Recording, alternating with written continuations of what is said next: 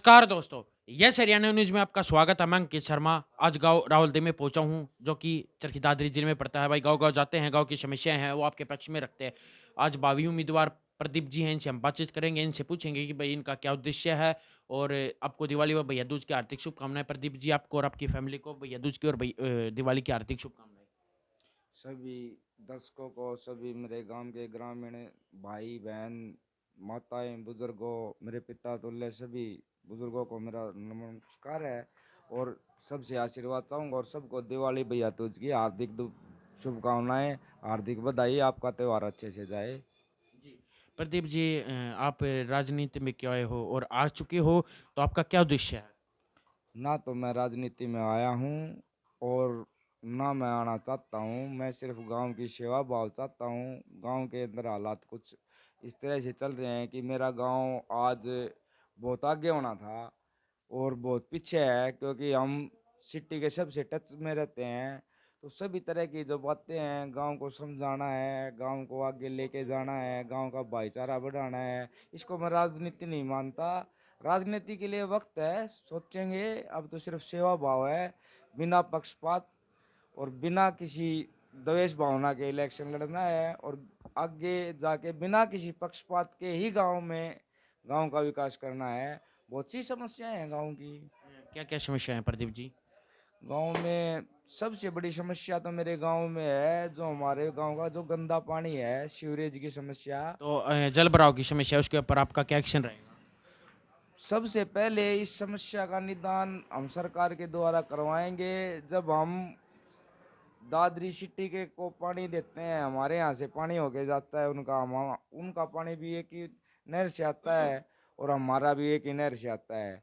तो हमारा पानी भी हम दादरी के साथ ही बाहर निकलवाने की कोशिश करेंगे। उसके बाद मेरे गांव में एक बहुत ऐतिहासिक जोड़ है, तालाब है, सरोवर है बहुत अच्छा। उसकी दीवारें नीचे से बहुत चौड़ी है, यही नहीं पता कि वो है कितना पुराना।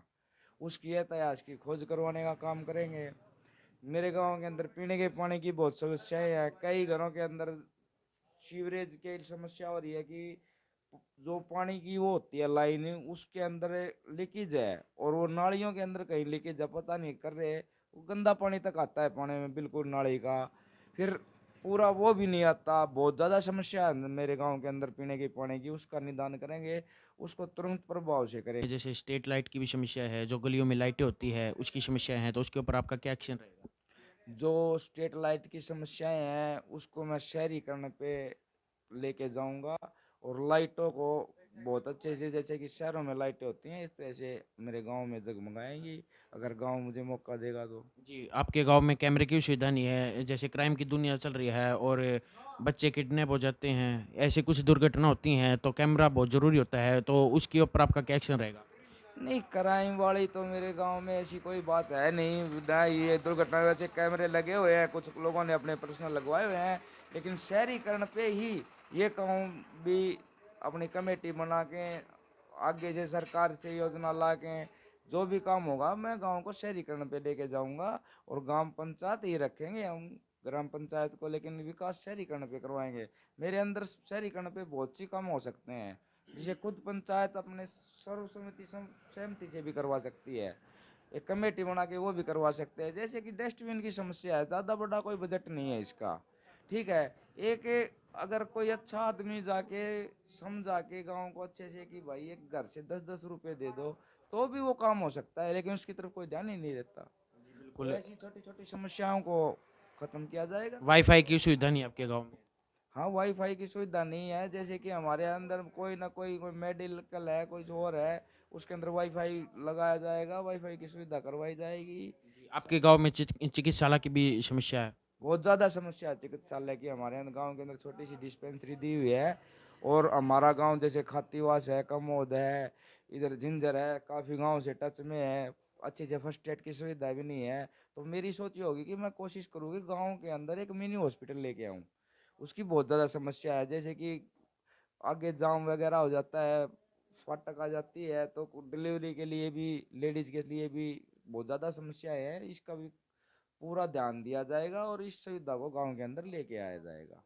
जी, गाँव में स्टेडियम की भी समस्या है, बच्चे खेलना चाहते हैं लेकिन खेल नहीं पाते, उसके ऊपर आपका क्या एक्शन रहेगा? स्टेडियम है हमारे गांव के अंदर, स्टेडियम बना दिया गया था, कुछ काम उसका हो गया है, कुछ काम बाकी है, उस काम को बहुत जल्द करवाया जाएगा। सरकार बजट भी दे रही है, लेकिन कई बार क्या होता है कि हो जाता है कुछ ऊपर नीचे। लेकिन इस चीज की बहुत ज्यादा समस्या है। ग्राउंड है मेरे गांव के अंदर, सिर्फ उनके अंदर काम करवाने की इच्छा है। गरीब परिवार के बच्चों के लिए क्या करोगे?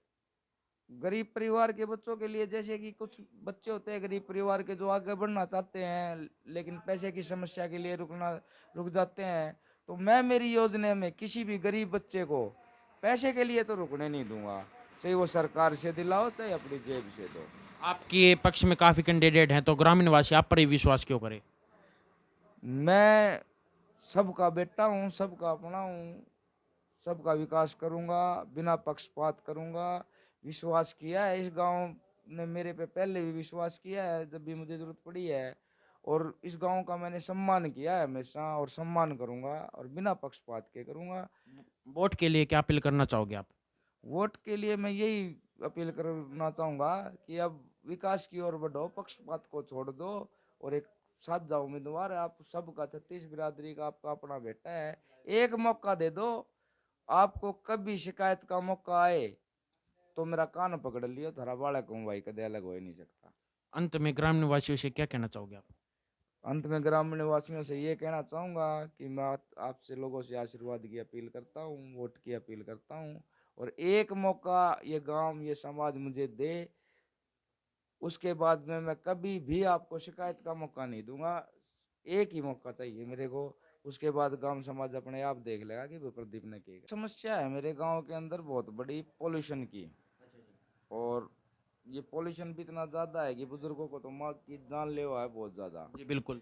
इस समस्या का समाधान किया जाएगा तुरंत। कैसे होगा? जैसे कि आप लोगों ने देखा होगा कि एक टैंकर के पीछे जो पाइप वगैरह लगा के ने वो सुराख छोड़ के पानी का छिड़काव हो जाता है। सबसे पहले तो हम अधिकारियों से वो करवाएंगे, उसके बाद में जो भी जहाँ भी फुटा हुआ रोड है उसको साफ करवाएंगे, बिल्कुल प्लेन बनवाया जाएगा रोड। और उसकी समस्या भी है, जल भराव से ही जुड़ी हुई है सीवरेज के साथ, वो भी तुरंत ठीक हो जाएगी। तो ये समस्या है, इसकी तरफ मेरा ध्यान है। जी बहुत बहुत धन्यवाद जी प्रदीप जी आपका। बहुत बहुत धन्यवाद पत्रकार साहब आपका भी।